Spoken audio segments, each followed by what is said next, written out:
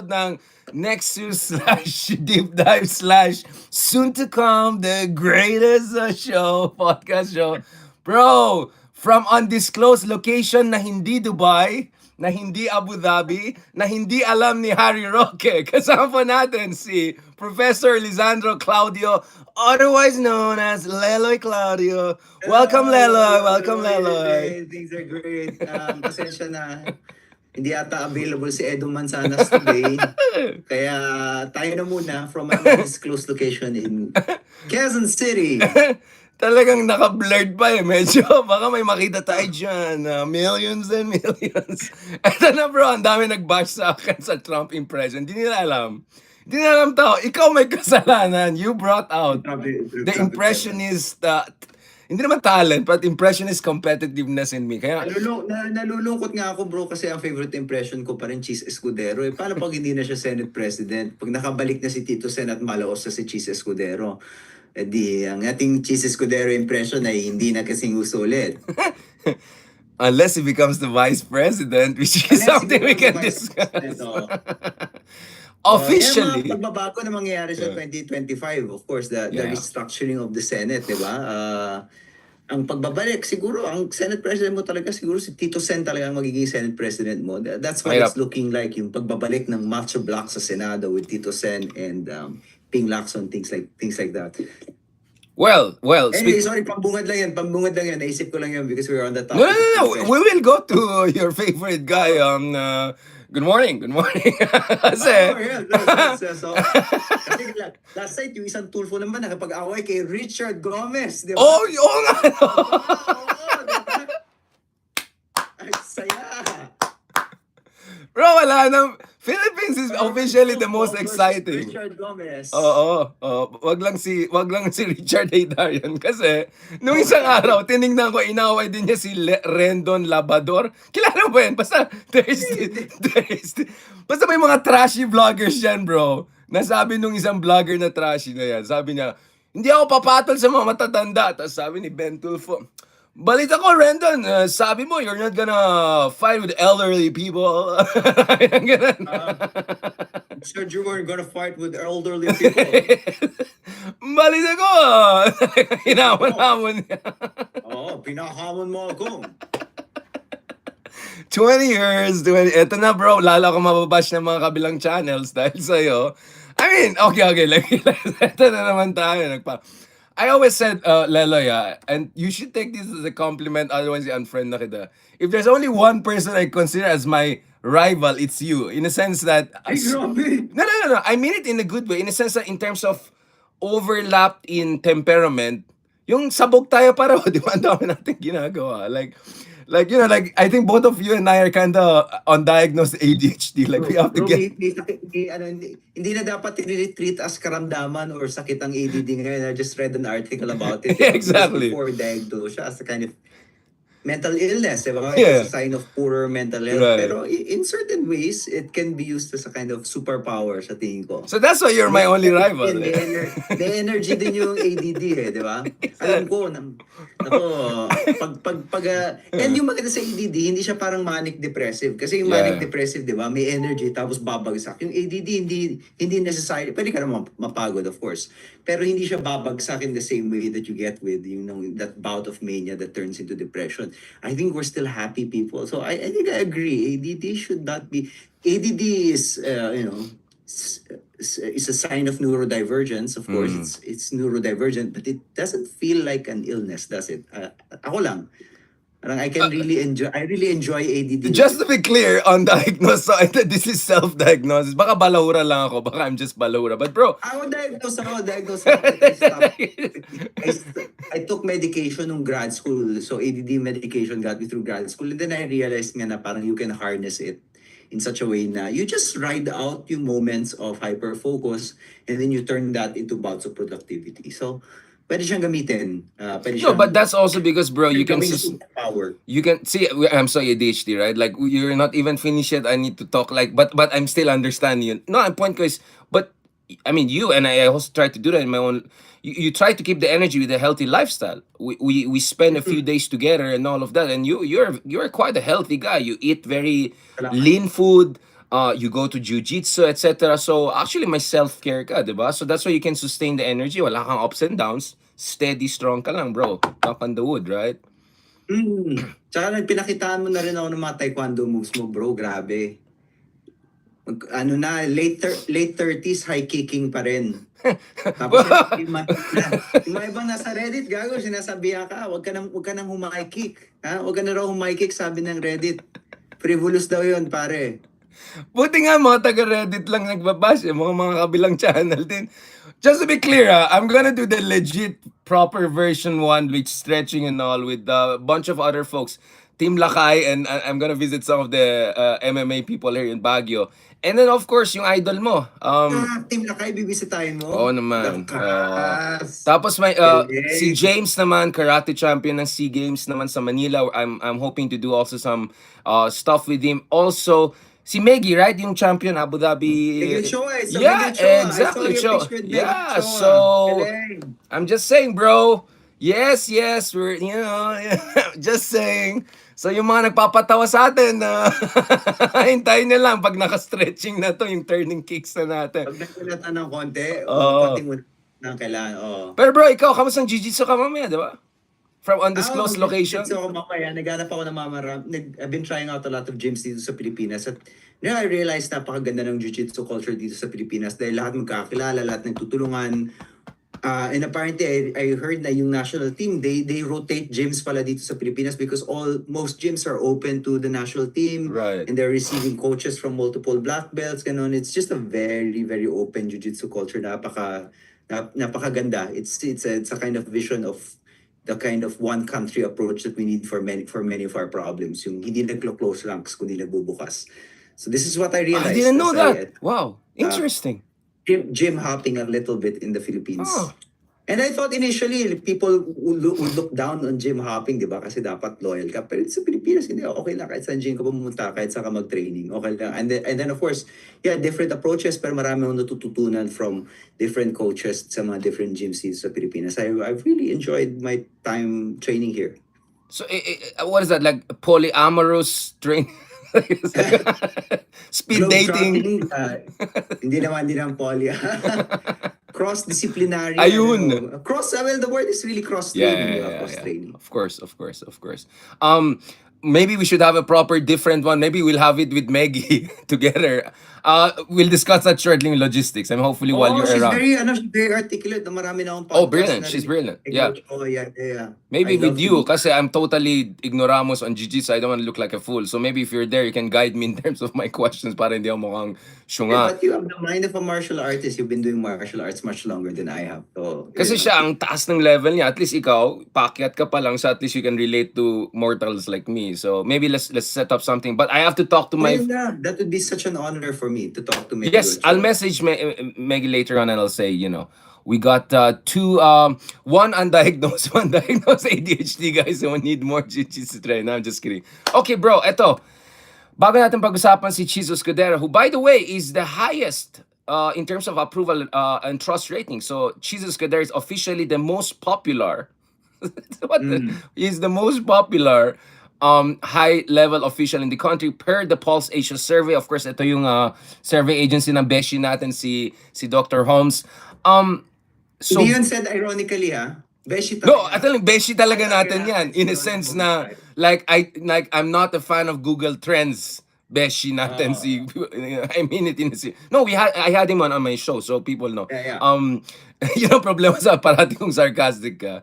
People will misunderstand. No, but going back to this, so obviously, inis na inis ako when people say, na naman, Paul say siya, ganyan. No, this is the most legit stuff we got out there along with SWS and what have you. Now, going back to this, bro, so both BBM and Sara have a barely plus 20 net approval rating. That's very, very low. So Sara's approval is 50, but her disapproval is 28. So that gives you just barely 22 net. BBM not too far away. These are among the lowest numbers we have seen in recent memory. I mean, compared to former presidents Digong and Pinoy, compared to Binay. So in short, bro, this is it, right? Sara is really a poor copy of an original poor like in a sense that she doesn't have the Teflon effect, no? Mukhang talaga her numbers are really hindi naman baksak in a sense that hopeless, but she doesn't really have that kind of super majority that their father had. What is your read of this? So mas interesting sa akin na hindi yung fact na mababa sila pareho, mas interesting sa akin na mas malaki yung slide ni Sara kaysa Sara, kay yeah. BBM. Kasi nung previous survey, bumaba sila pareho, pero mukhang ultimately things were looking slightly worse for BBM. Yeah. Ngayon, pareho silang bumaba pero sobrang laki nung binaba ni Sara. Which just means na ang eroding support is not really BBM, it's Sara Duterte's support. And hindi naman nakakagulat yon because of what's happened since the last survey, particularly yung mga nangyayari sa Quadcom at a little bit yung mga nangyayari na rin sa Senado. And of course, all this discussion, all this general discussion about yung confidential funds. At I think pinakita rin ni Sara kung anong klaseng tao siya based on yung kanyang mga tantrum sa social media.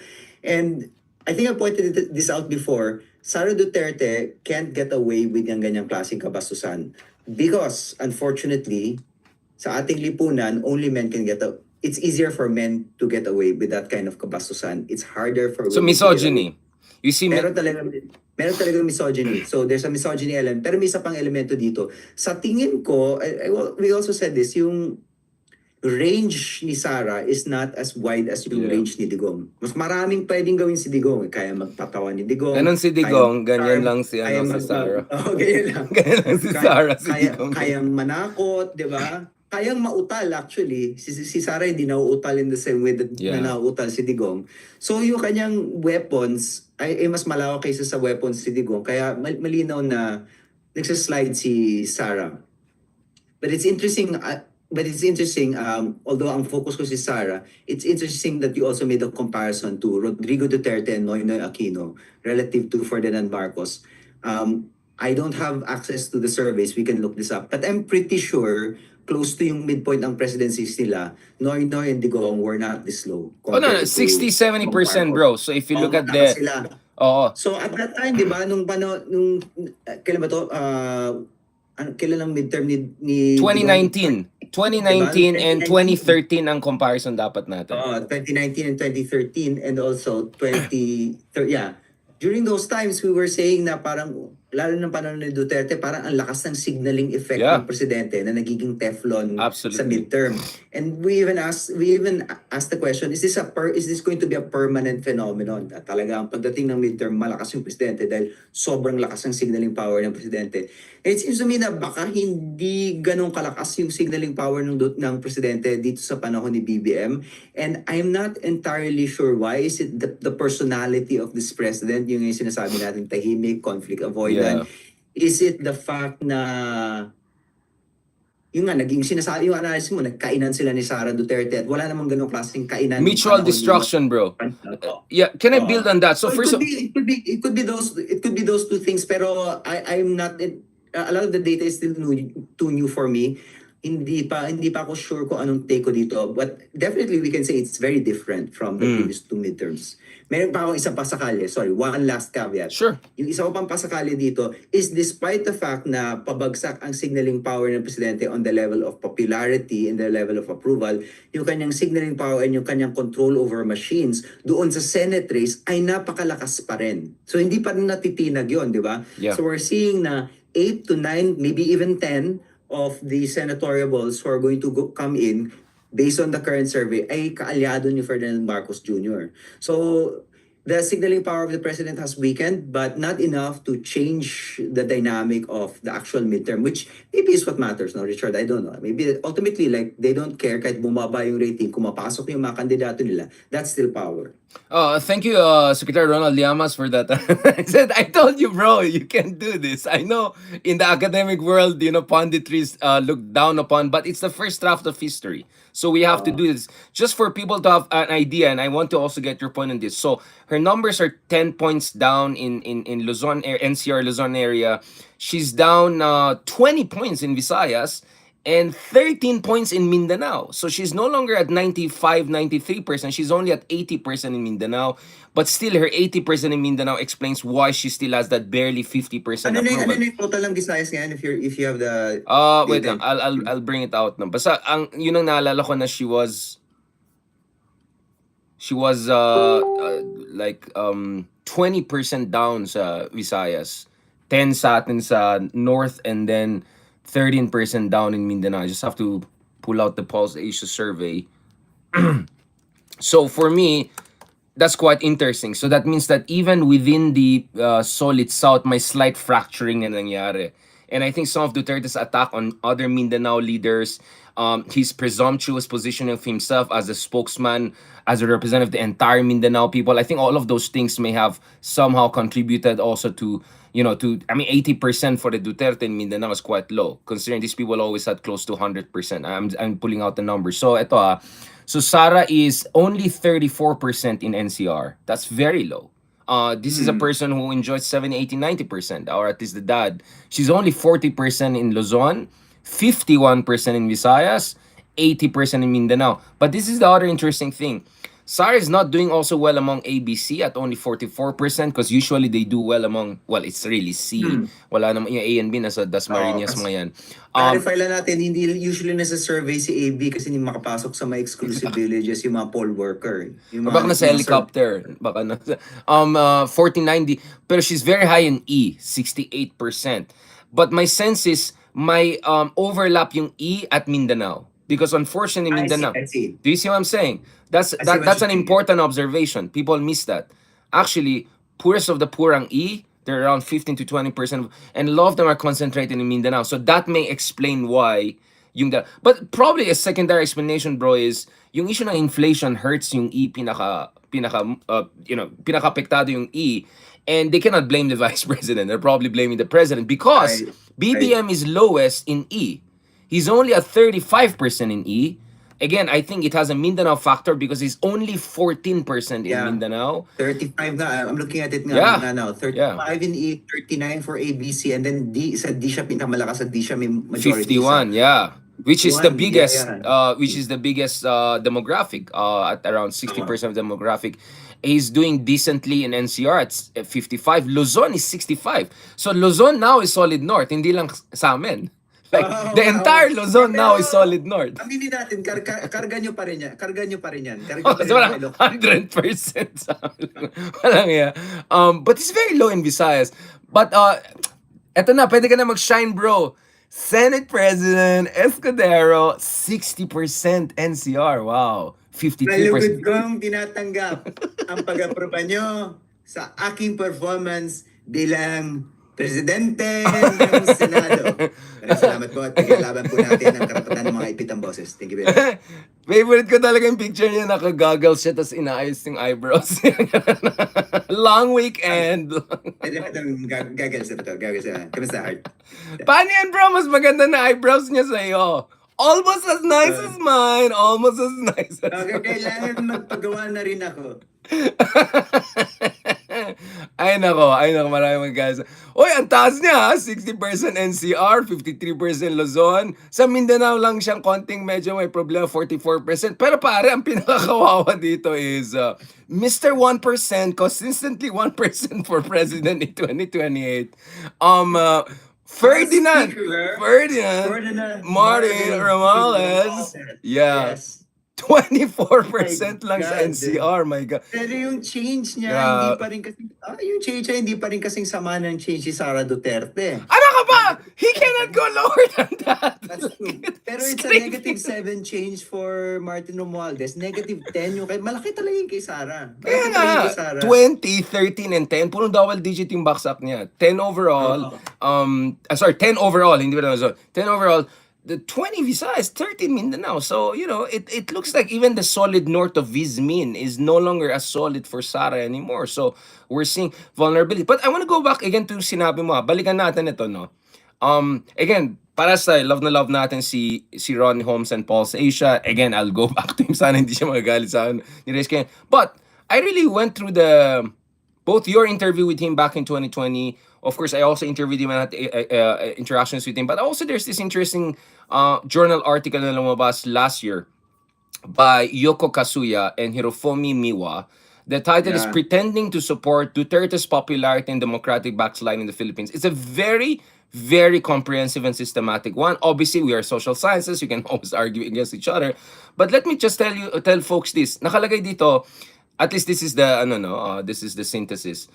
This study suggests that preference falsification could be an alternative explanation for the puzzle of popular incumbents in democratic backsliding, of course, particularly looking at the case of the Philippines. Can you expound on that, bro? Kasi we, both of us separately arrive at that idea of fear factor. Looks like 2020, both of us pala, in your former podcast, walang yung basagan ng trip, di ba? You also had one on that. So, can you expound what's your take on this? Again, with all due respect, kasi alam ko naman mahirap talaga i-factor in yung fear factor, but at the same time, mahirap talaga i-deny yung fear factor. I mean, Bro, di ko pa nabasa yung full paper ni Yuko. Yeah. Nakita ko siya mag-present last year sa Stanford. Present niya yung mga initial findings. So, at saka medyo matagal din. So, hindi na clear sa akin yung argument niya. But essentially, ang debate dito is yung fear factor for support nga kay Duterte. Alam ko, Pulse Asia was very cognizant of the possibility of fear factor being a thing at that time.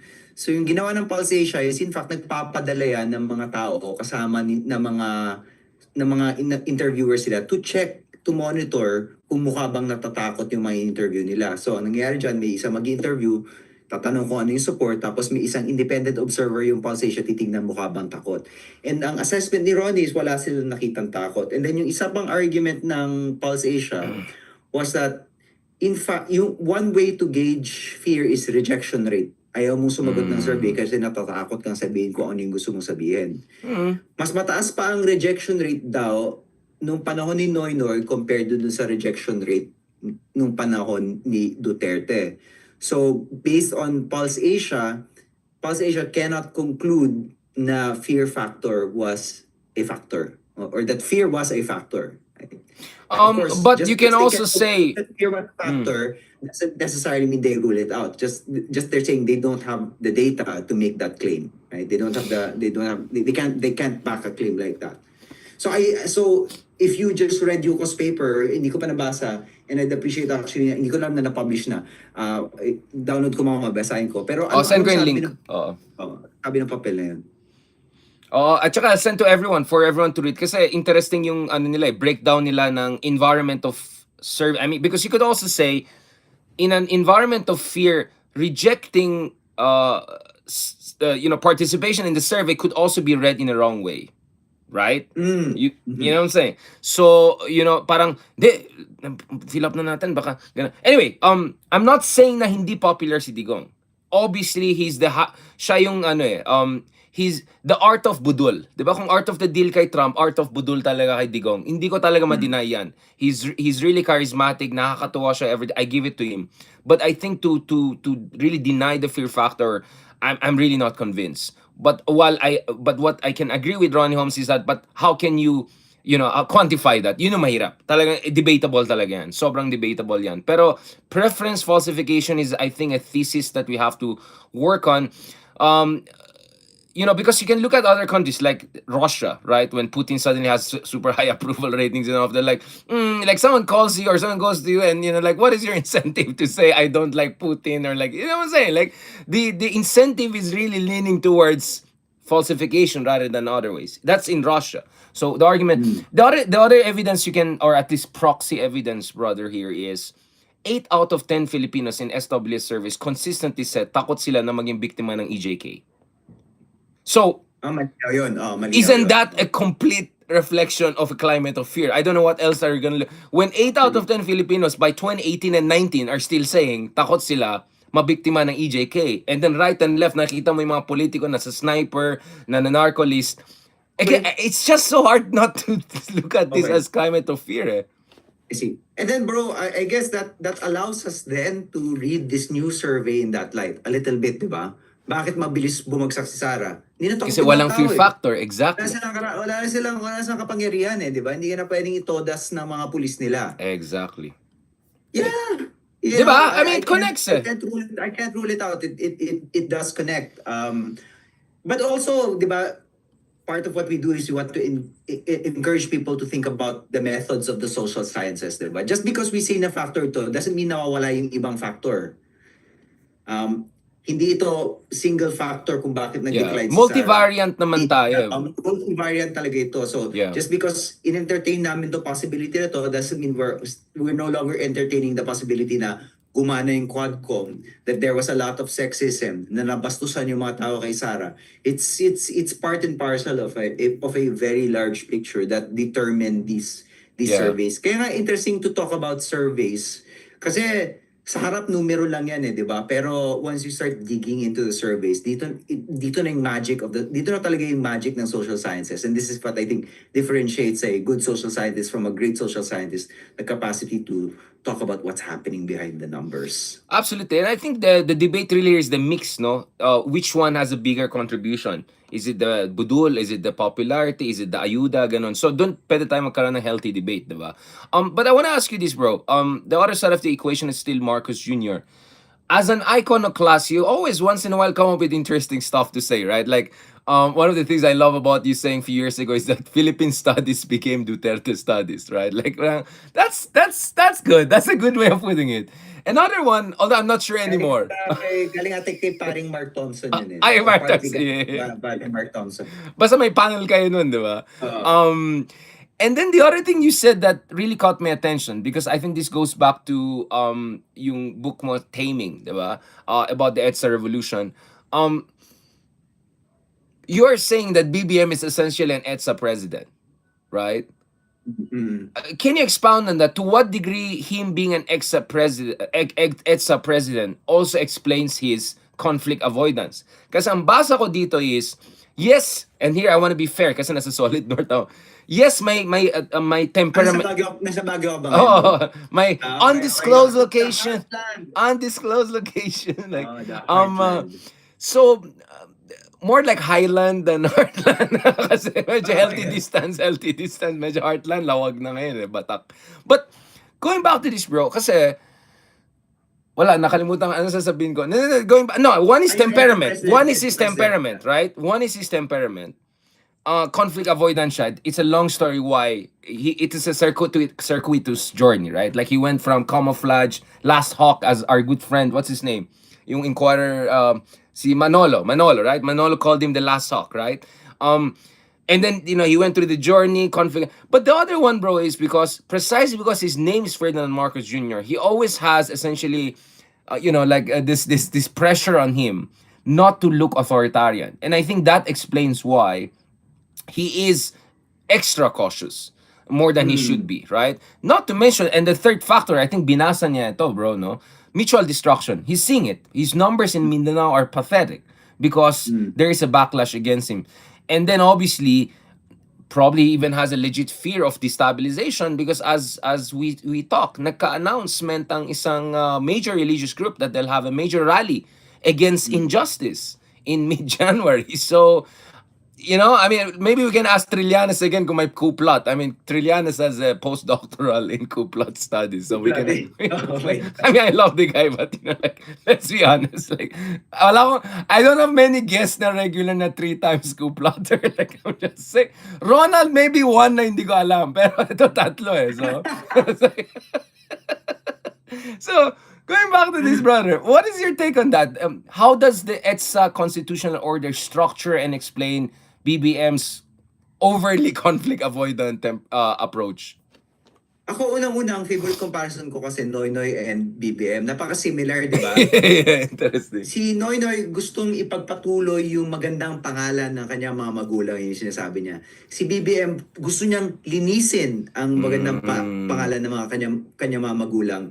And I think if we think about it from that perspective, that what was the point, and what is the ongoing point of the Marcos restoration? It's actually to rewrite history. It's actually for people to forget about the excesses of their family so that they can, quote-unquote, move on. Yun yung term, di ba? Yun yung favorite term nila, move on. And what better way to do that than to disentangle the Marcos name from authoritarianism. And what is the opposite of authoritarianism in the Philippines? It's the EDSA Republic. It's the rebuilding of a democracy after the fall of the dictatorship, which includes, of course, regular elections, and which, of course, includes the dirty process of dealing with a variegated Philippine oligarchy. Kasi nung panahon ng tatay Yeah. ni Bongbong Marcos, isang oligarch, hawak niya lahat. Isang kasike ni Ben Anderson, tsaka Yeah. niya supreme The kasike. Supreme kasi, yeah.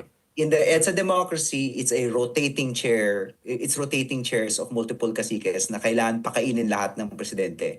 And that's how you play the EDSA game. And of course, because all of these factions within the oligarchy, within the powerful Philippine political structure, lahat sila may mga pangil. Kung ayaw mo sumabit, kailangan more or less kaya mong aregluhin yung mga problema with various parts of this oligarchy. And Rehabilitation. Bongbong is playing that game. In many ways, I guess he is constitutionally well prepared for this game or suitable for this game kasi mabait siya na tao at maayos siyang kausap from what I hear. Uy, Lele, baka next thing I know, meron kayong Malacanang picture like Kiko Pangilinan, ha? Oh my God. Wait! Bago tayo Sinabi pumunta natin, doon. pag sinabi nating mabait na tao, I'm not making so let me clarify that. I'm not saying na parang maybe I should rephrase it. Hindi mabait, amiable. Yeah, amiability. Yeah, that's a Amiable. very good. Okay, yeah, we have to be Amiable. careful with Okay. synonyms. Alam mo bro, sino Uh, magaling sa synonyms? Si Lacson.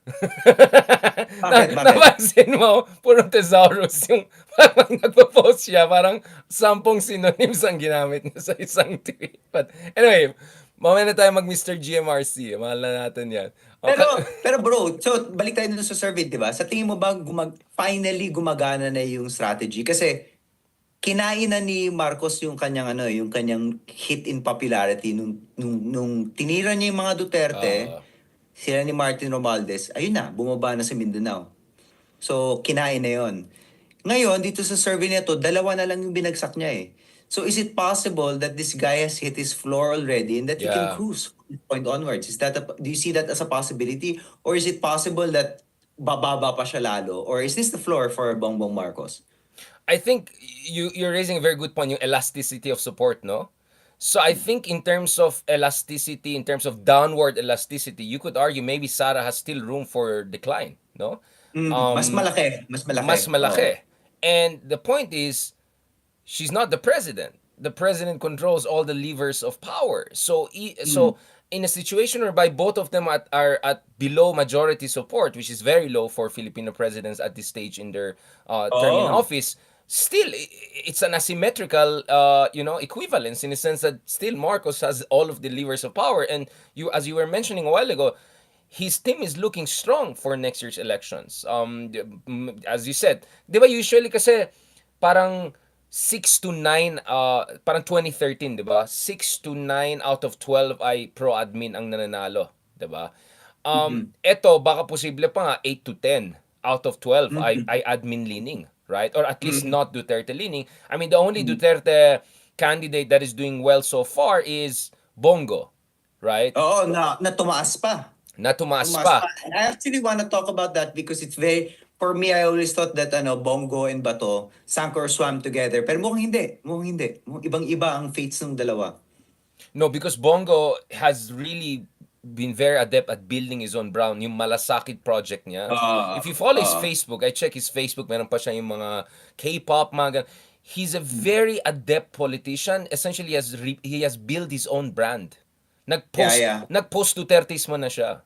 Meron siyang brand of malasakit machine politics na wala si Bato na ang style lang ni Bato is he will latch on to Duterte. Although I thought na parang among the pro-DDS candidates, si Bato lang yung merong Duterte humor. Again, you may not like the humor, but he's the only one who has that register.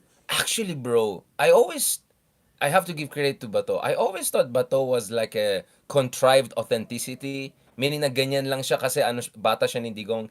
Now, the other day, meron kaming show sa One News TV5 yung parang safe house. Puro mga host magkasama. Kasama ko si Ronald at si Ed Lingao. Si Ed Lingao showed us a documentary from 20 years ago or so nung Special Forces si Bato. Bro, essentially, Bato, as you see, same body, same everything, may buhok pa ng konti. talks exactly the same. As in, batong-bato. And then, nasa gitna sila ng giyera sa Mindanao. He's still talking like a bato. Yung nagpapatawa, very self-confident. So, I understand while gustong-gusto. So, in a way, Bato is a mini-me of Duterte. While Oo. interestingly, Bongo, he's the consigliere who rebranded himself and building his own, essentially, political momentum right now. Ang galing ni... I, Bongo is very I, hardworking and very, very yeah, multifarious. yeah. So parang yung Duterte talaga, yung Duterte forces, yung DDS talaga is really digong. A lot of people have elements of digong, but because they don't have the full package, hindi nila magawang maging digong. So let's Right. say si Bato, for example, has Duterte's humor, has Duterte's self-deprecation. Yeah. Pero kulang siya dun sa iba. Si Bato, he has the capacity to signal malasakit the way Yeah. Duterte did. Si Bongo, Sara, Bongo. Yeah. si Bongo, sorry, Yeah, si yeah, yeah. Bongo has the capacity to signal malasakit. Si Sara has the brashness, di ba? Pero Yeah. wala ng humor, di ba? So, parang lahat sila may elemento ni Digong, pero walang complete package. Kaya mahina yung coalition. But yeah, interesting yung kay Bato, yung kay Bongo, kasi si Bongo, tumaas pa. The expectation was, bababa si Bongo, di ba? Kasi Yeah.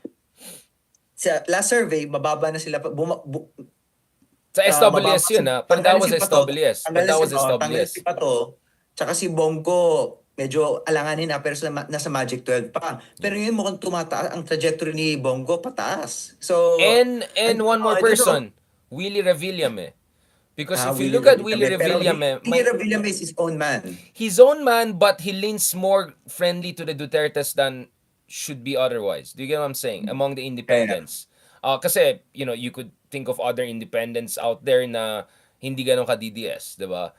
Eto si Willie has a very friendly relationship. So what I find very interesting in the latest surveys is both Willie Revillame and Bongo are doing very well, which talks about yung kanilang structural strengths. Willie, we know, is the showbiz factor. But kay Bongo, bro, is also organizational. Again, if I were to use sorry for parang Binay ba? Parang Binay level organizational medyo or structure. even better. I mean, he's essentially I don't mean it in a parang kumbaga parang if I wanted to use the Trotsky Lenin thing about papatayin ako Sige nito. lang, sige lang. But you gotta say like, what made Stalin win that mini civil war within the Politburo, di ba? During the as Lenin entered his deathbed was his organizational power, right? Hindi siya ganun ka-charismatic, hindi siya magaling magsalita, hindi siya eloquent like Trotsky and all of that. Pero operator siya. Behind the scenes, he's putting things together and all. And eventually, that's why he Yan si won. Bongo. I think Yan si Bongo has Bongo. that power, and in the end, you cannot deny the influence of that. He's so good in organization. Kasi business ang background niya. Lasal ano yan, commerce yan. So he's really a businessman when he thinks. He's really organized. He puts everything together. And unlike Bato, if you notice, there are times Bongo a little bit medyo gumagano ng konti, di ba? Like on China, bigla matapang na siya. Well, Bato talagang stick to Digong's line. Parang by hook or by crook. So, feeling ko, Tsaka isa malaking dexterity. diferensya. Isa malaking diferensya. War on drugs. Si Bato talaga is always going to be associated with the war on drugs. Si Bongo, kaya pa niya magugas kamay ng konti. Yeah. Pero mahirap kung ikaw yung PNP chief eh. Kung mahirap kung ikaw Yeah. yung main administrator. So I think that's a good sign actually. I mean, ayoko si Bato, ayoko kay Bongo. Pero kung pipili ako, if one of the henchmen had to get in, mas okay na siguro si Bongo. So I see the kind of wisdom of the Filipino public here na kung if we have to accept one DDS, sige siya na. Having said that, bro, what do you think of the rest of the PDP Laban DDS slate? Talagang parang mukhang pulpul. Including someone who is like, I love this one hit, but he's a one-hit wonder, man. You know who I'm talking about? Wait, sino? Somebody told me you were leaving. Sabi ko si attorney. Somebody told me you're unhappy. Sorry. Naalala mo bro, yung I love that song. pina-fact check sila sa Facebook, sabi nila lipat daw sila dun sa Russian version ng Facebook. Remember, di ba Russia has its own version of Facebook? Sabi ko, this guy has lost it. Sabi niya, lipat tayo, sinesensor tayo ng Facebook, doon na tayo sa ano yung Facebook ng Russia. Like, sabi ko, Isa rin siya. Talaga. Sabi ko, ang mga kalaban mo lang dyan si Ronald Llamas pag Russian Facebook. Siya lang may Pero account dun. it's so telling, 'di ba? Na Oh, man. parang yung PDP laban, walang makuha na mainstream Scraping. powerful Scraping. politiko na may pangalan, 'di ba? Yeah. That in itself is telling. Na-feel Encouraging, lang I would say. Encouraging, I oh, would say. encouraging. And then dun sa mga yung manok lang nila na ilulusot is somebody who, as you say, has his own political machine, which means the PDP machine cannot build anyone up at this point. And nobody wants to be built up by the PDP machine. Just to be clear, yung friend natin si Mark Gamboa ranks higher than Vic Rodriguez. Tapos, I don't know kung Again, brother, nagaling ng Malacanang yan, ha? Oo. Hindi sa minamaliit ko si Mark Gamboa. No, no, love Gamboa, ko. never No, galing ng just- Malacanang yan. Hindi ko minamalit si Mark, Cheers, Hindi ko rin minamalit si Mark. Ang sinasabi ko lang, wait, let me finish. May billboard na kasi si Vic Rodriguez. Tapos nakita mo yung billboard Libro niya. pa, bro! Ha? May libro pa! Hindi, yung libro niya walang nagbasa. Pero sabi nga ni Ronald, ginamit na pang baka may sasabihin ako makancel na. Di pa naman natin Pinalinis ng Windows sa SM. No, but bro, no. He has a billboard, malaking billboard, malapit sa Rockwell. Tapos parang inaakyat siya, kamay niya, parang si Digong nag-akyat ng kamay niya, pero sa totoo lang siya, he doesn't look well. He He's looks very very, old. yeah, he doesn't look well, no? So, maybe that also explains why. Siguro if Digong were a bit more energetic and More all. spry, Yun nga more eh. spry. Alam mo, come to think about it, 'di ba? Ang strongman tinatamaan talaga yan pag namumukhang mahina, 'di ba? Kasi literally yung credibility mo nanggagaling sa lakas mo sa Yeah. pagkamacho mo. That's why nga si Apo, si Ferdinand Marcos Sr., nung nagkalupos na yan, itinatago yan, 'di ba? Because Right. they didn't want people seeing the strongman weak. And I think that's may ganyang konting dynamic din dito kay Digong. Absolutely. And kaya nga, actually, swerte tayo na Digong ran for presidency in his 70s. Had we got the Digong in his 60s, forget about Oh, man. 50s, he would have been, wala na, forever president na yan. He would have been so adept and, I mean, di ba, we escaped by the skin of our teeth, let's be honest. If not for AFP, and if not for Digong being a bit sabog, tapos ng laban, bro.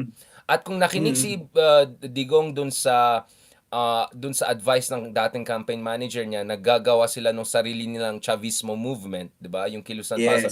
Tapos ng laban, Yes, bro. yes. Tapos ng laban. Yes, yes. So actually, Yes. we had many near calls. I mean, that's why I'm saying, people, for everything you say against BBM, and we have to criticize BBM of that. We really were close to essentially a kind of a Putin-Erdogan system not long ago, except even more sabog than Putin and Erdogan, I would say. Tsaka si Duterte, yun naman talaga yung gusto niya eh. Kasi nung kampanya pa lang, he was already telling the Inquirer, yung forum ng Inquirer, na nagpakita siya dun sa Lasal, he wanted to dismantle Philippine democracy. He Yeah. said it, you know? Yeah, exactly. He wanted to dismantle Philippine constitutional democracy. There was an article by John Nery that said that this guy has already telegraphed to us what he wants to do. Yeah. And he looked like he wanted to do it, di ba? I'm about to read itong bagong, I just got my hands on Marites Vitog's not so new book anymore, yung Unrequited Love about Duterte in China. Right. And ano lahat ng mga kwento. A lot of those stories nabanggit na ni, I think many of the stories there, although I'm sure there are others, nabanggit na ni former Justice Carpio sa podcast. Yeah. Gaya, for example, yung Chinese surveillance equipment sa military natin. I mean, my God, naghihingalo talaga ang Pilipinas ng panahon na yun.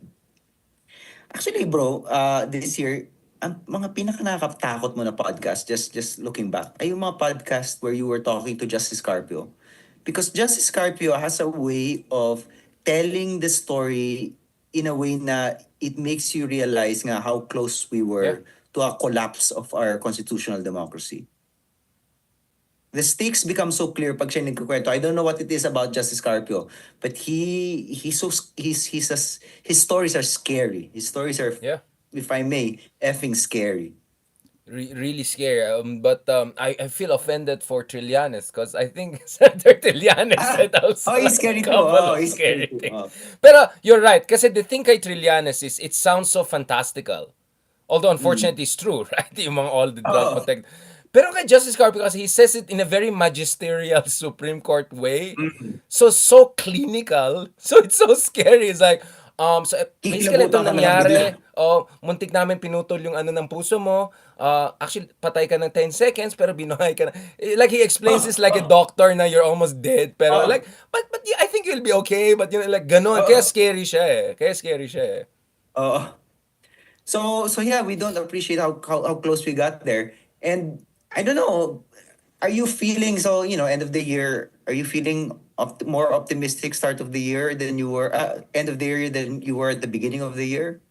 So here is where I want you to take over, brother. So, what we have been discussing for the past 2, 3, 4 years and so is really crystallizing right now, which is the loss of the Dutertes is not necessarily the gain of the Marcoses in a sense that hindi tumataas ang number ni BBM and more important, hindi tumataas yung number ng supposed anointed successor niya na consistently 1%, right?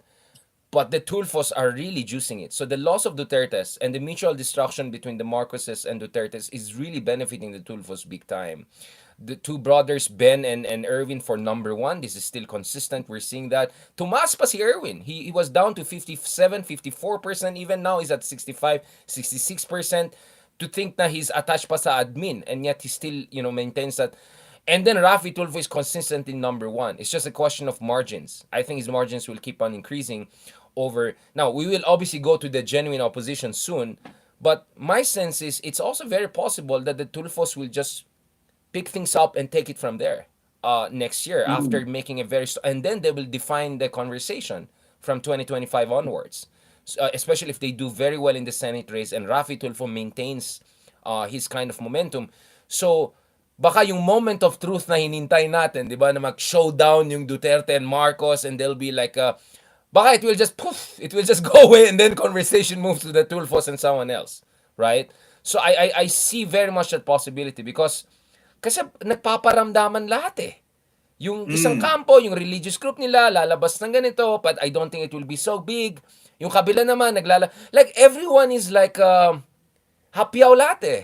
No one has a there's no decisiveness on any side. No decisiveness in terms of number of people on the ground. No decisiveness in terms of actual decision making.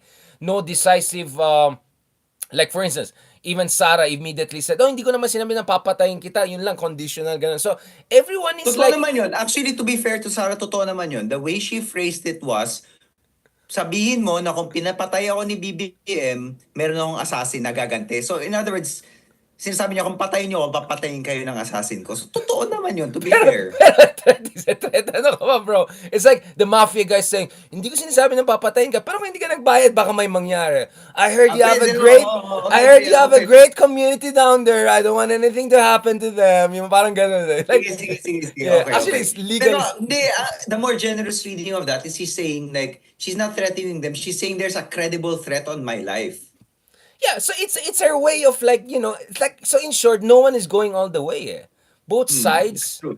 are scary families, but actually no one is going all the way. They're all pulling back. Hindi takot din sila sa isa't isa. Maybe they have Oo. compromise on each other, right? That's the Oo, story. tama. That each of them have so much dirt on each other that yung nakikita natin mutual destruction will be mutually assured total destruction. Total destruction. Pero actually, if you listen to the Quadcom is really going for it, diba? The Quadcom is essentially almost towing the Trillanes line already. Yeah. Diba?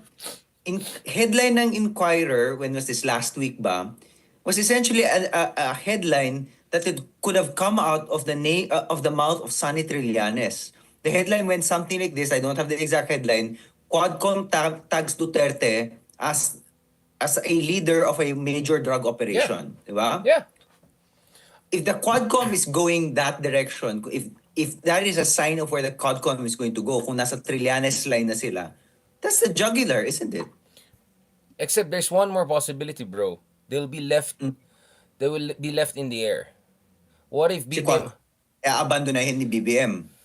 actually it's quite probable that at some point Trillanes and the Quadcom and everyone going after Duterte will just be left to dry in the on their own. So actually very risky yung ginagawa nila kasi they're thinking BBM will be with them through and through. But what if BBM at the last moment pulls the plug and then they're left, essentially, they'll have the short end of the stick.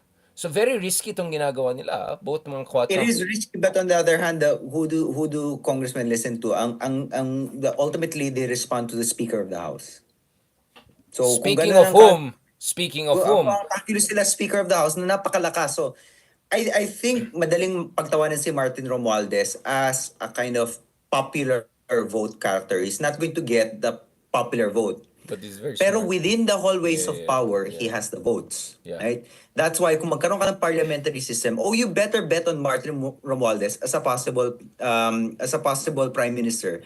Kasi pag politiko na kausap, kuha ni Martin Romualdez yung boto. Pag tao yung kausap, baka hindi. Pag politiko, oo. So you can't underestimate yung power ni speaker. And I'm sure you've heard this from multiple sources. This is the most powerful speaker in recent memory. Yeah, Diba? very systematic, except bro, I, I I I I think you didn't see that podcast I did the other day. So one discussion right now is Sara and BBM daw are looking at a ceasefire, and the price of ceasefire is Martin Romualdez. Ooh, wow. Yeah. Lagyan na kayo, ilaglag si Martin. I'm not saying it's gonna Wow. happen, but Wow. some are saying that Sara reached out and said, pagpalitan mo si Martin, kahit sino, it doesn't have to be, obviously GMA is positioning herself again, as always, si Tita Arroyo.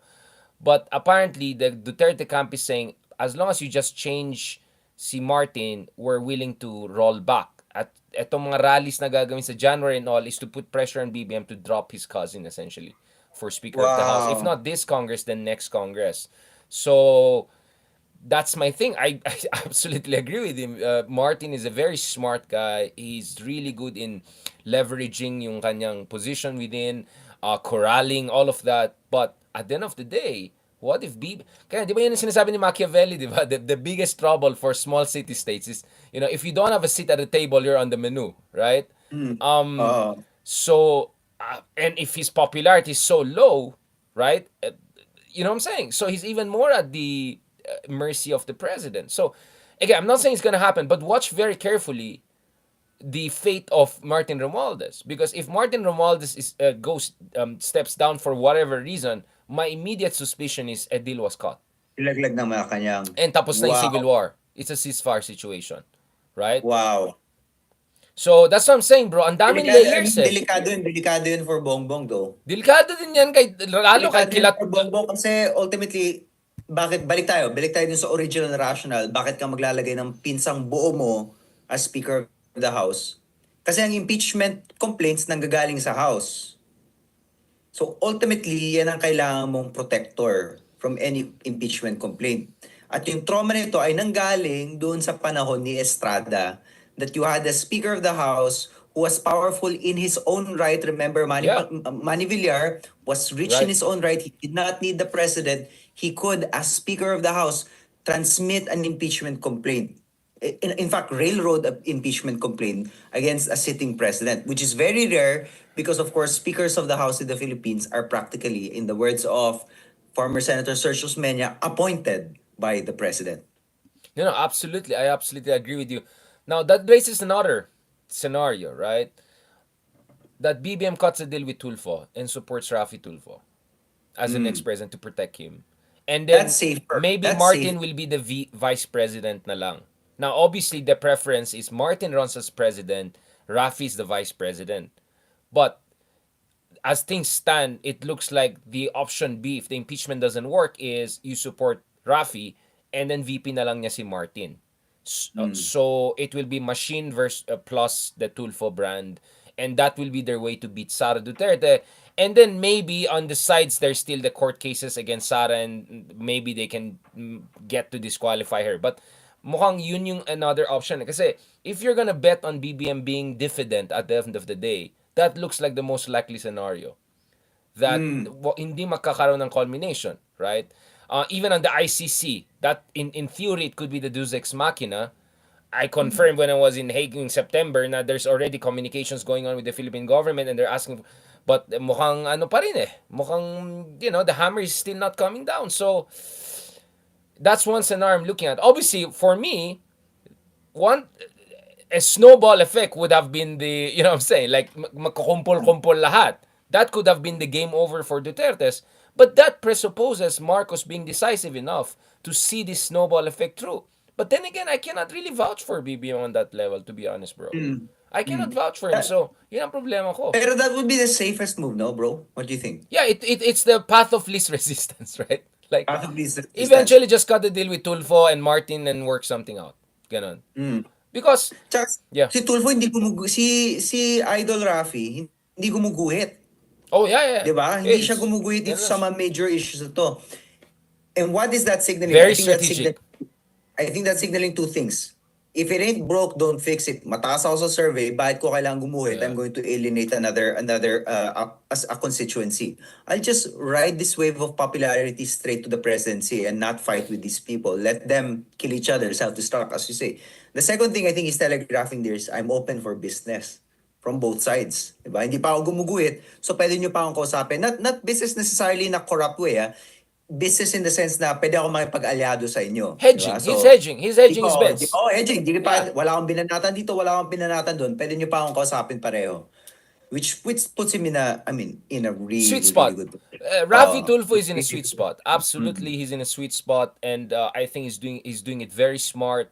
I think he's playing card very smart. And when we say both sides, it's not actually the Duterte side, because the other side that could also court Rafi is the genuine opposition, which I want to talk about as the last part of our conversation for today, bro.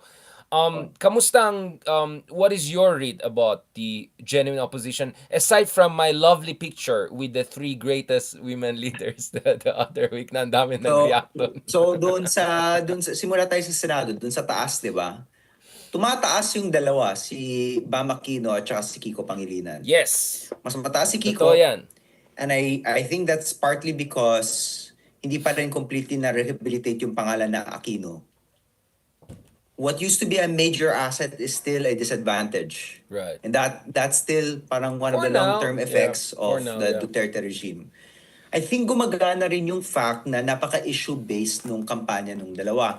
In a way, yung campaigns are patterned after the yung campaign ni Risa Ontiveros. Yung campaign ni Risa Ontiveros followed a very simple script.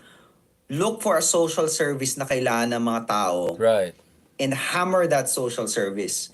Yung kay Risa was health, and she hammered it and she hammered it. Using that same formula, which I agree with, right? Right. Pumili ka ng social service na i-hammer mo and then run on that. Si Kiko, agriculture, di ba? Presyo ng pagkain. Right. Si Bam, edukasyon. Pwede mo sabihing single issue, pero I think Risa proved na yung kind of maniacal focus on a service is actually what's going to help you get a Senate seat. Especially since marami namang failure si Risa, di ba? And when she had that disciplined messaging, tsaka pumasok yun.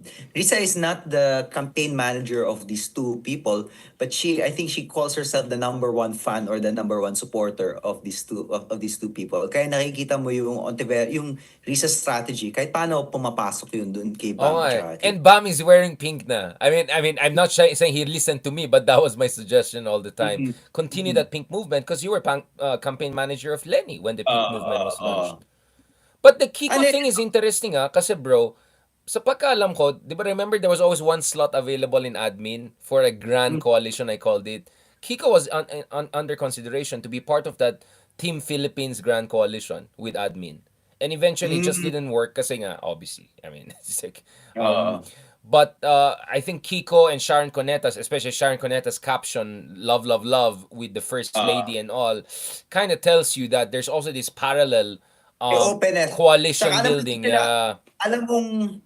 Alam mong the guns of Malacanang are definitely not going to be trained on Kiko Pangilinan. Parang pababayaan yan, di ba? Yeah, exactly. Ang concern talaga, siguro ang magiging concern talaga ng Malacanang ngayon, si Bato. Make sure na hindi umakyat ulit.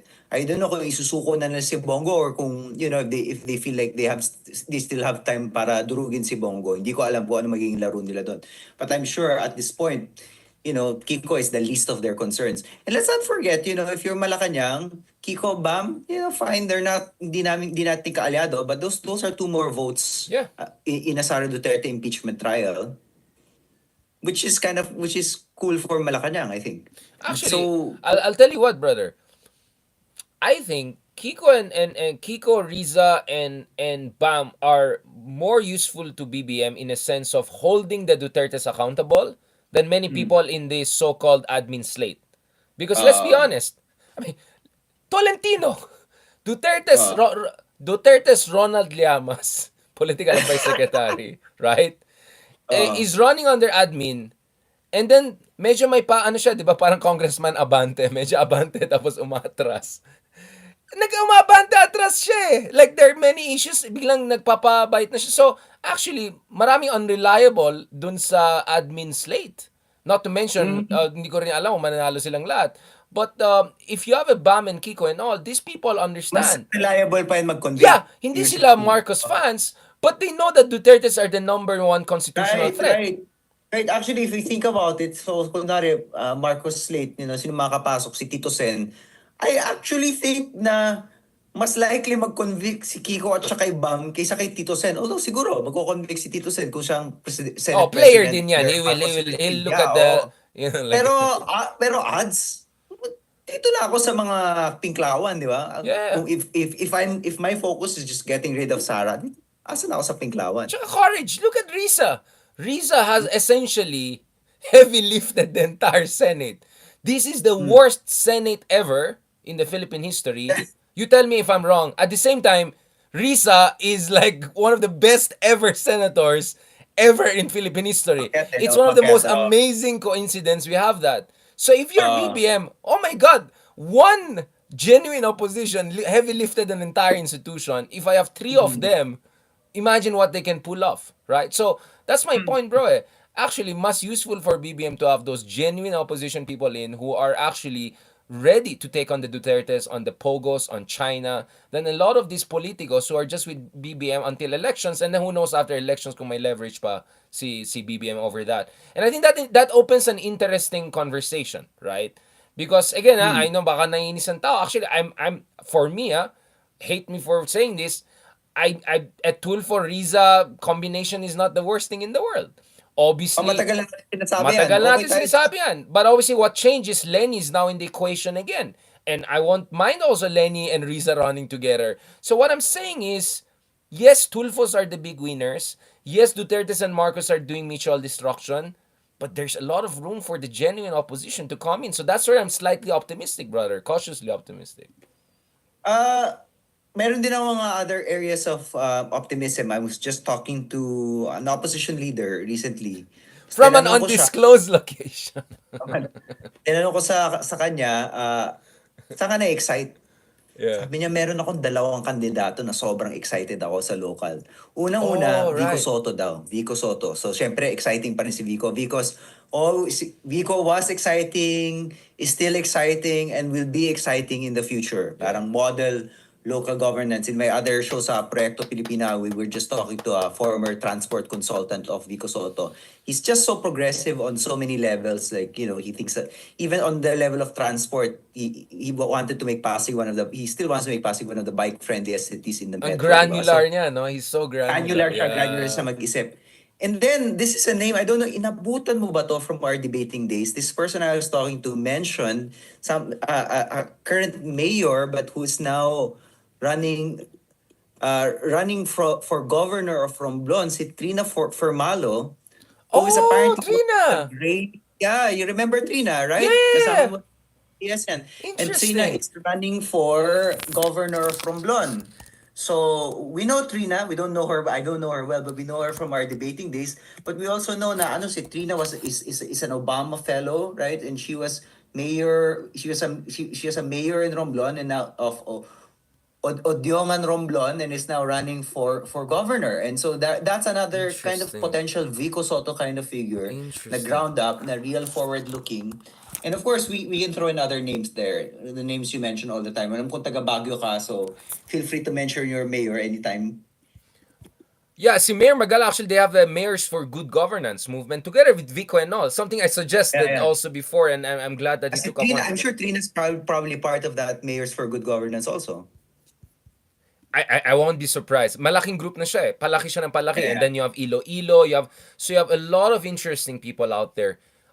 Yeah, I'm looking at Trina's actually. Yeah. Was Trina also an adjudicator at some point? I think so. Basta Parang UPDS naabutan yan. ko siyang Oo, napunta mo siya. yeah, adjudicate. Yeah, okay. Anyway, yeah. I mean, in fact, you put her on Google, she comes up with other interesting figures there na mga galing na mayors and all of that. So Masarap yeah. sana makausap no? Kausapin natin minsan. Oh, no. That's my plan, Oh, brother. Just go oh, around this country. Yeah. Hindi lang dito solid North or Manila. Let's do oh, that. Please, if you can oh. arrange it. Kasi ako, bro, hindi ko alam eh. Marami akong bashers eh. Wala rin akong in sa kanya. Akala ko ikaw may in ka eh. Pero I'm sure kakasapin ka niyan. Marami akong in, pero marami ring galit sa akin. So, I don't know, man. Like, people, I have a complicated relationship with people. In 20 years of journalism. So, yeah. I mean, look forward to intervene. Actually, we have to have a series of, mga hindi young goons, young guns na, running for highest office. Last point, bro. I want you to wear your historian hat now. If you adjust aperture and move a little bit out, anong basa mo what is your read of our current political moment? Because I know the last time we talked, hindi naman medyo depressed mode tayo kasi, it's like, alam mo na, the populist, blah, blah, blah. I am still not giving up on the theory that the populist moment, a liberal moment is very much with us. But nevertheless, there are also green shoots that are not getting enough attention, right? So ikaw, from an historian standpoint, bro, if you were gonna adjust the apertures, what is your read of what is this? If 50 years from now, if a historian looks back, ano sa tingin mong he's gonna read into our current moment compared to the previous moments, like the EDSA revolution moment, the I don't know, the 1950s post-war reconstruction moment, etc. This could be, on the one hand, we could say na parang this is a quick return to normalcy after Duterte. Yeah. Na pwede na, maybe historians will look back at, the Duterte period and say parang medyo blink Aberration. yun. Aberration yun. Nagkaroon tayo ng bona fide criminal, criminal of human, ano? Criminal-minded? Criminal against humanity. Nagkaroon Oh, tayo ng yeah. isang bona Oh, fide yeah. criminal against humanity. And then nagkaroon ng rending experience sa Pilipinas. And then suddenly, ironically, through Marcos, nagkaroon ng normalization again. And then you kind of pressed play on the EDSA system once more. On the other hand, I think there's also the possibility that people look back at this moment where parang hindi malinaw Medyo kung ano yung alternatives. Marcos, Duterte, nag-implode sila, that people started looking for new leadership, and dito nagsimula yung totoong grassroots movement that leads to kind of sustained Si Dr. reformism Claudio in the yung guest. Philippines that allows us to think differently. So the same person I was talking to, sabi niya, we should aim for at least 18 years where we have change makers Interesting. firmly ensconced in government. Kasi ang problema, every time you have a change maker, I don't want to use the term reformist kasi napaka-tainted yung term. So I'll just say change maker or Yeah. true Democrat, liberal Democrat, whatever, or someone, or progressive. Lagi naudlot kasi napapalitan lagi ng either populist or criminal, ganyan. So what we should do is start looking at this cohort of young leaders and really say, ikaw, tapos ikaw, tapos ikaw. And if we're able to do that for, 6 terms, 18 years, it not only changes the institutions, it changes the way we talk about politics. And after those 18 years, less than one generation, firmly established na yung marami sa mga pagbabago na gusto natin. And I thought that was a very ambitious but very inspiring vision from the... Actually, pwede ko naman siguro sabihin ko sino, naninigurado lang ako. Pero, Hindi, wag na. Baka ako it was a very inspiring vision from the person I was just talking Itago to. na lang natin sa pangalan na. I'm just kidding. It was, Thank you for that, brother. Actually, I want to build on that. Let me now put my political science hat kasi like people forget, hindi ako vlogger lang. I'm proud of nasa Filipino YouTubers na tayo sa Wikipedia. So it's like that's where I've reached nowadays. No, seriously, bro. So I've been looking at the analysis of Perry Anderson of 3 interpretations of Gramsci's analysis of hegemony, right? Is hegemony in a bourgeois democracy a reflection of a situation whereby culture is essentially the number one problem? Meaning institutions of education, media, religious, among other things, induce passivity and essentially compliance with the existing order. Is it a situation of the state being dominated by a certain oligarchy that provides formal political rights but will never provide, let's say, economic and social justice? Or is it a case of a system that is open enough for social democrats and progressives to win over some positions of power, Risa Senate, but it's a situation whereby they're already conditioned not to think beyond a certain horizon, meaning still within the horizon of reformism, right? So I really appreciate it, and I've been thinking very, very, night over night over this itong issue. How do we fight the current system in the Philippines, in terms of making it a better system for people, no? I remember yung interview mo with New York Times, 'di ba? Why the Philippines is in the place it is today, 'di ba? Which is yung continuity of the oligarchy from the colonial times to now. And there was never land reform, there was never pressure on them to adopt industrial policy to be competitive like in Taiwan, etc. So we clearly have the oligarchy problem. We clearly have a mass media problem which induces passivity and distraction for politics. So I'm Uh-huh. really thinking in that world, what is the role for us, Leloy? Do you think we should fight this cultural fight? The reason I'm asking you, bro, is because you are an avowed supporter. Return to Gramsci mo. No, yeah, I'm legit, bro. I'm all in. I'm beginning to look like Gramsci now with my hair like that and no, I mean I'm serious, bro. I mean, kasi gusto kitang kausapin on this, brother. Kasi I was talking to Walden on this the other night. So Walden's point of view is very clear. More left of center. But ikaw kasi, bro, medyo malasado ka rin like me eh. Like in a sense that you defend liberalism, but you defend liberalism in my reader as a kind of an immunity from the excesses of far left, right? But at the same time, I know you're not, and you said it openly, you're not just a reformist too, right? So in that sense, medyo similar tayong Um, dalawa. Ibahid na nga yung term na reformism, di ba? Yeah, Especially nga if you read yung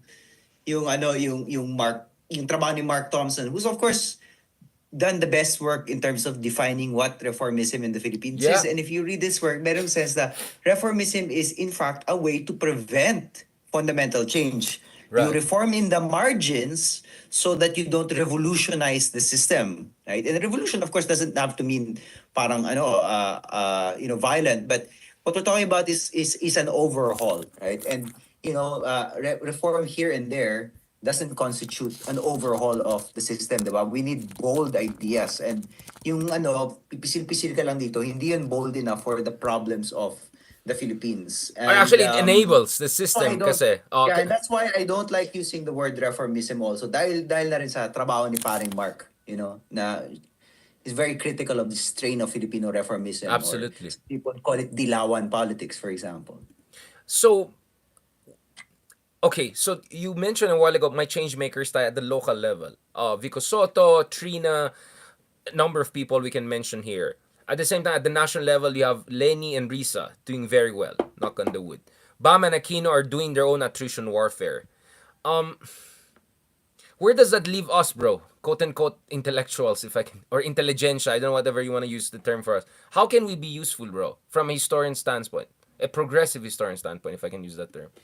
Ay, hindi ko alam. I've been grappling with this myself kasi ano naman technically member pa rin ako ng Akbayan, 'di ba? Pero may mga time hindi na ako nag-active in Akbayan for, let's say, 10, maybe even 15 years. Right. Hindi ako umalis formally, and I think that just goes to show na hindi ko rin alam kung ano yung trabaho ng intellectuals, because I thought before that to be an active intellectual means sumali ka ng partido and really engage in formal politics, gumuhit ka.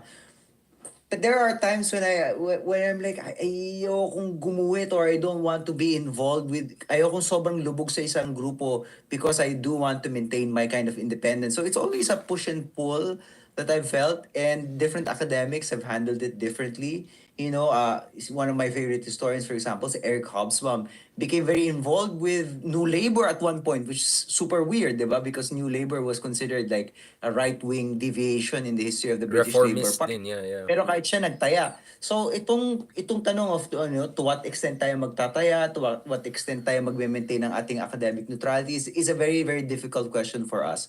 And because I think, and it's even more difficult for Filipinos kasi yung professoriate sa atin na engaged, mas maliit eh. So if we don't demand a lot from ourselves, sino pa yung gagawa? So I'm not entirely sure how to answer that question. And I look towards people like you to do that. I know personally, ikaw alam ko hindi ka na wala kang partido. Of course, you have your sympathies pero wala kang partido. And I think that's a bit of a like a decent enough middle ground, like to be very like explicit about your sympathies, like that, like clearly we like Risa, clearly we like Lenny, clearly we like Trina, these people we mentioned, Yeah. right? Hindi tayo Liberal Party, hindi ako active sa akbayan, di ba? BBM. BBM. Clearly, we like Ronald Hanggang dyan na Llamas. lang ata yung pwede nating gawin eh. Kasi kailangan nating sumuporta pero kailangan din natin maging konsensya.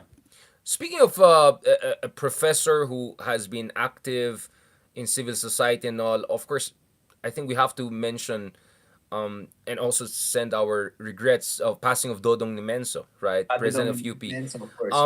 Obviously, I look forward to really sit down with all of you guys. You know, we have to really reflect on his legacy to the degree that you can talk about Dodong Nimenso and people like him and what they have been trying to do to breach the academy and civil society. What can you say, bro? Alam mo, mahirap din eh because Dodong's time was very different. You know, Yeah. Dodong started politics, may hook rebellion pa eh. Yeah. Alam mo yun? And then yung question ng pag-aarmas of the left was still a very, very live question. Right? So when we look at Dr. Dodong's Lisandro career Claudio. Yeah. and you know, there are people who are more critical of him. There are people whom I love and respect who are critical of him. There are people who I love and respect who love him. So for example, you know, Jojo Abinales is writing his memoirs, his biography, very affectionate, mahal na mahal niya si Kadudong. Another friend of ours, Joseph Scalise, you know, thinks that Dudong was not critical enough of the Stalinism Uh-huh. of the conventional left-wing parties. Right. Somebody like Dudong is a figure of his time. Yeah. And he knew how to take a stand amid the contradictions of that period. And he was reading what Marxists were reading during that period. So I think if we want to honor somebody like Dudong, Yeah. the challenge is not to replicate the kind of politics he was engaged in the 50s, 60s, and 70s, where the question of armed rebellion was a real live one. I think to take inspiration from Dudong is to continually imbibe a kind of scientific. Kaya naman yung nakukuha natin from Marxist, di ba? Kind Yeah. of scientific approach to whatever the conjunctions of society presents us. And of course, like I think the other thing we should learn from Dudong is when power knocks on your door, even if you are progressive, sometimes you have to take it. You know, Yeah. sometimes you can't be afraid of power. And we think of Dudong as an activist, but Dudong was also a university president, of the most powerful university in the Philippines. And so he didn't turn his back on power when he Yeah. knocked on his door, right? So that's how I think of Dudong. It's a burden of responsibility. This is Yeah, what the you and I burden of all. Yeah. responsibility. Yeah. Yeah. But I must say I'm not an expert on his legacy. It would be nice to talk to Jojo and to Joseph, who have two very different views of the man. Yun nga, Actually, absolutely. Thank you for that. For that suggestion. I just had something with Joseph Scalise the other month, pero babalikan ko siya obviously on his latest book, no. Last part, bro. I wanna circle back to this kasi ayoko yung maging discussion natin mukhang cliquish na among us progressive, intelligentsia, self-pretentious, whatever. Balikan natin itong issue na ito. Obviously, I don't see a communist revolution on the horizon anytime soon. Despite all of the optimism I've expressed, I still don't see a significant change in the constitution of the ruling elite. So what we have for now is what we have for now. So the question right now is how to push the Philippines in the right direction. I actually recommended to you some of the DC circles, including conservative circles and all. And one of the pieces I have an upcoming piece with American Affairs magazine, right? And Journal what's it about? Yeah, journal. So I'm looking at essentially Philippines as a middle power and Philippines being part of a new industrial strategy of the West as a China-free supply chain node. Yes, Right? okay. Kasi yung as I sit, there are nickel mines not far away from me, which is not Chinese dominated. You cannot say that about Indonesia, Africa, cobalt in Africa, and then of course semiconductors. We're very close to Taiwan. My sense is eventually we have to be part of packaging design and increasingly sophisticated. Again, I sit in Baguio, Texas. Instrument is not far away from me. So my argument is, in the meantime, habang wala pa yung transformative democratic, the social democratic change, let's just say, domestically, Habang hindi pa presidente si Leni, Risa, those type of people. We have what we have, right?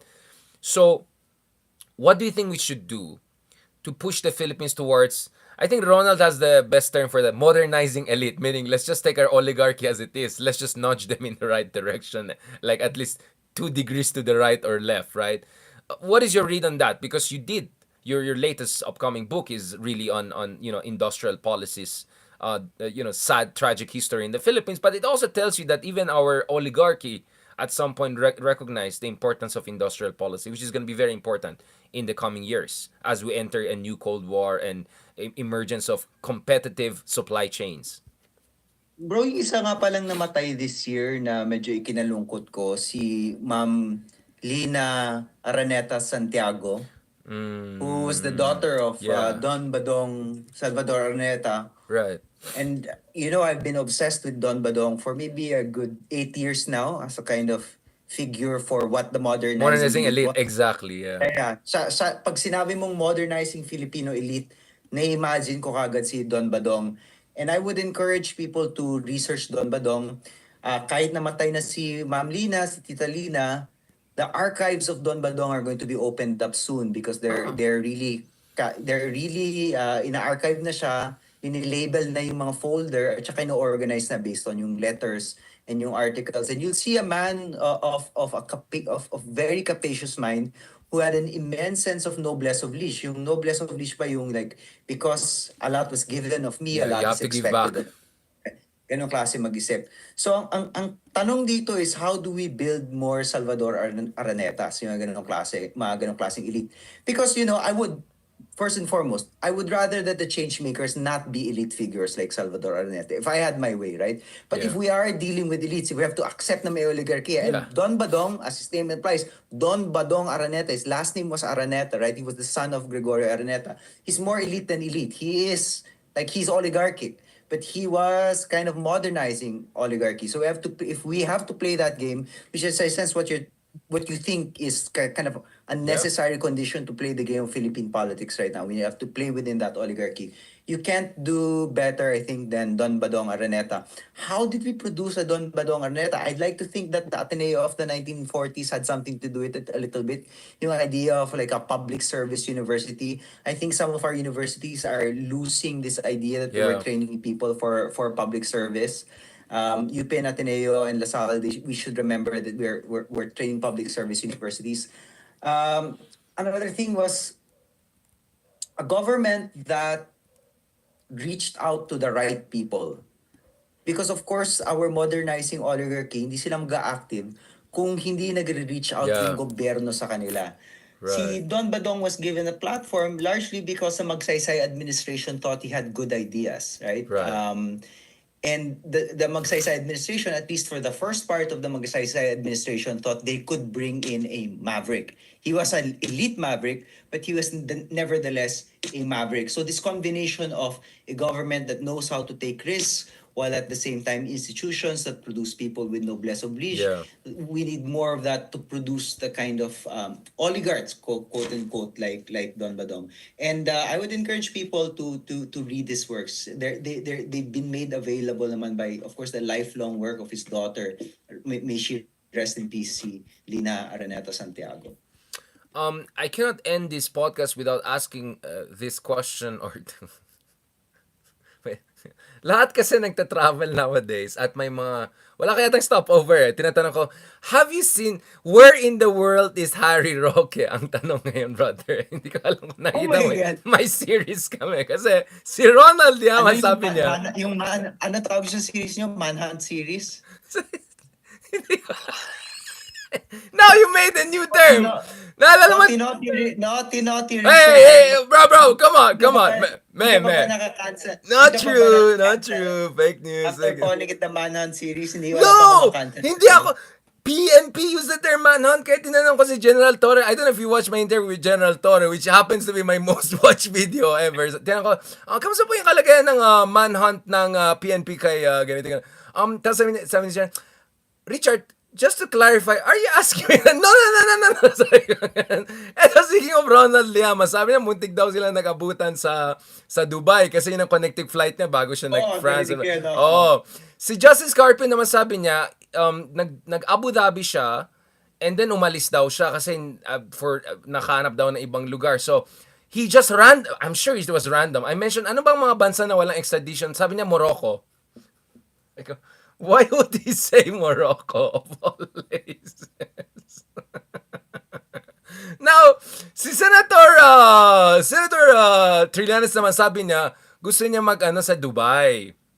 Kasi 'di ba yun yung mga social na people sa Dubai. So, I don't know bro, baka ikaw may connecting ka ba sa saan ka ba nag-connecting? Hindi, alam ko Wala, United ka na. thanks to United Oo, Airlines. parehas na tayo, wala na tayong connect. connect. Papauwi to the Bay Area. So maybe I'll ask Joseph Scalise. I think he's in Greece now. Not just kidding. Maybe Joseph on the way. Hindi siya dumaan, hanapin niya. I'm just saying Greece is not the worst place. I'm telling you, brother. 'Di ba? May mga grapes ka pang ganyan, tapos may Parthenon ganyan. No, but on serious note, bro, do your podcast, okay? Everyone's looking forward to it. Can you give people updates? Kasi I'm your unofficial promoter. Talaga so for yung audience natin, actually masaya naman ako dito sa na tumatambay lang with Richard. Marami na akong nasasabi dito. And then for my non-partisan stuff where I really, really bite my tongue because it's a non-partisan podcast, yung Proyekto Pilipino. Yeah. Happy na rin ako doon because that allows us actually to step back and think about topics na hindi wala sa headlines pero importante, like stunting, correct. nutrition, ganyan. Correct. By the way, you should try non-partisan sometimes, Richard. It's fun also. I mean, you enjoyed naman nung non-partisan ka rin sa Proyekto Pilipino, di ba? It allows you to step Ano ka ba? back. I am non-partisan. What are you talking about? The only partisan is with Ronald Llamas. Kasi nagpa-partisan tayo. I mean, sinasabi natin na gusto natin si Risa, gusto natin Well, si Trina, di ba? Doon sa Proyekto, we don't say things like that at all. Parang yun, Yeah. off limits sa amin yun. And we made a commitment. So for the longest time, I was very happy with these outlets. Pero recently, sabi ko kay Richard, pare, naman, parang I think I want to just have conversations with interesting people na parang wala lang, parang ipag-inuman lang, tapos sa kayo nagtatanong ng tanong, ganyan, and ranging from all sorts of topics, like, yun, nabanggit mo, for example, Maggie Ochoa, parang, Yeah. I just want an excuse to talk to people like Maggie Ochoa and Yeah. Fanboy, di ba? And I guess it's lucky that I have a platform largely because of people like you, Richard, na might allow me to have those conversations in public. Sayang naman yung opportunity because I can invite these people to talk to me and I want to talk to these people. And then my wife was telling me na you shouldn't, just because you've moved out of the Bay Area, of the Philippines, doesn't mean kailangan mo i-give up yung mga public engagements mo Right. like before. So, and I know, and actually these trips, I've been approached by people. Yeah. I didn't think this would happen. I've been approached by people in BGC saying nanonood sila ng Basagan ng trip. And then last time nasa Lasal ako, may mga estudyante na lumapit sa akin saying, they remember me from their high school days from my Rappler show. So, sabi ko, Exactly. baka naman baka meron pa akong asim left in me to do something more public facing. So, with the encouragement of people like Richard, my wife, not Richard, my wife. Richard is not my wife. I'm sorry. Richard Hedarian and my wife, Christine Yes. Herin. We are I've one been team. getting- We're one team. Bakit I've yung been wife mo getting- nagpa-follow sa Twitter sa akin? Ikaw wala ka sa Twitter. Wala akong Twitter. May Twitter relationship na kayo eh. Oo nga eh. Independent of me. She keeps update about my naman, mga balawra ko na naman. Dami kayo naaway online. Ay, balita niya sa akin. Oo. So yeah, gusto ko sana mag-try mag-podcast this year na hindi topical, pero hindi always topical, pero always a kind of fun conversation. And I'd like to say for topical, I still love to do work with Richard for the more topical stuff because the topical stuff, I think nobody does it better than this podcast. Lalo Ronald na Llamas. Andyan na sina Ronald Llamas, of course. Alam kong may competition, Richard, pero on the topical stuff. Pero I rely on you. But I also, magaling naman yung competition, pare. Magaling naman yung Well, I'm competition. happy about what's happening. Except, Di naman natin dinadown yung competition. Oo Magaling naman. naman eh. So hindi ako papasok sa espasyong yun. Maraming magaling sa espasyong bro, what should I put it? Why not do a conjugal podcast? Therein. I mean, she comes from a marketing point of view. She comes from more entrepreneurial. You can talk to also women leaders. Oh, I think that would be a good suggestion. Both of you work together. You're a brilliant couple. You're lovely people. I think you should. Ay, salamat. No, honestly, I Hindi think. ata papa, hindi ata papayag si Christine doon. Pero, Sige, bubuli ko na siya. Uy, no. So, bro, salamat. also, bakit parang salamat mo parang Cheese Escudero? Senator Cheese, how can people follow you and your works? At saka yung mga latest works or columns, articles that people have to check out? Or interview or vlog or whatever? I don't know, wala pa. So I'll try to reboot kind of my public, because matagal ako nag-out, and ever since I left the Philippines, wala na. When I was still in the Philippines, permanently based, I had my Rappler column, I had my Rappler Yeah. show. And then prior to that, I had an Esquire column. So I always had a kind of permanent public presence before. Wala ngayon. So let's see if I can reboot that. Oh Because yeah, I think 2025 is gonna. I've been remiss, and I've been out of the loop. Lalo na since tapos ko na yung academic writing ko, yung big academic project ko natapos ko na. So let's see if something more public facing is the next step. Absolutely, bro. And You're interested in your support. Thank you very much. looking forward to that, and looking forward to doing live from Senate, breaking down Erwin and Ben Tulfo's intervention in the Senate hearing with you, with Ronald, with other friends. Ang dami mga content next year. So I want to see more of you. I want to hear more from you, brother. And good luck to you. And hope we still can catch up before you leave. You don't have to give me Oo. You text me na lang later. Let's just baka Text kita. Sige. let's coordinate something, God willing, so that we can catch up. And send my regards to your lovely mom, your lovely wife, your dad. I know your dad Oh, is and your mga bros. Big fan. Lots of listeners. Thank you so much. Thank you so All much, listeners, brother. my entire family, listeners of this show. At saka, send regards dun sa isang politiko na nakausap mo kayo. I'm just kidding. Di ko siya kilala. Never kami nag-meet. No, medyo 1 month, mga 1 week. Like, talk to you soon, brother. God bless. Ingat. Booyaka siya. Galing talaga niya, no? Parang Leloy. Thank you so much, guys. Maraming salamat. Pasensya na. Wala na. Low bat na. Ang daldal namin. Nag-off na. Thank you so much for your support and all of that. Try natin tonight naman with Professor Vicente Rafael, another great historian. We'll try to take a more lingerie point of view, look at a couple of things, including, the history of Ilustrados, what can we learn from past revolutions, and are we approaching a revolutionary moment in Philippine politics right now. Maraming salamat. God bless. And talk to you soon. Thank you so much again sa lahat ng mga stickers, stars, and support niyo. Really, really appreciate it. Talk to you soon, pa.